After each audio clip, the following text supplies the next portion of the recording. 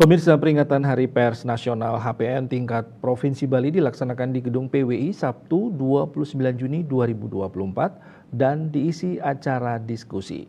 Salah satu narasumbernya yakni Kabid Humas Polda Bali, Kombes Pol Johnson Afitus Panjaitan.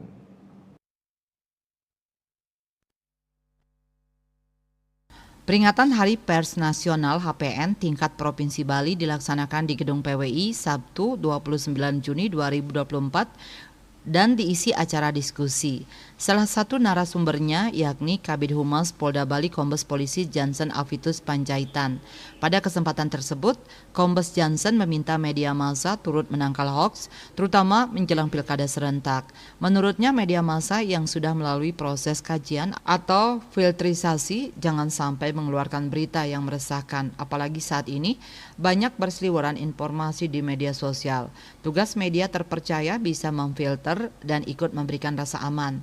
Sementara itu, untuk mengamankan pilkada serentak, mantan Kapolresta Denpasar ini mengungkapkan Polda Bali membentuk Satgas beranggotakan 2.617 orang, sedangkan dari tim operasi Polresta sekitar 7.481 orang. Polri juga dibantu 13.481 linmas dan 457 personel TNI. Mereka akan ditempatkan di TPS-TPS termasuk dikategorikan sangat rawan, dan kurang rawan atau aman.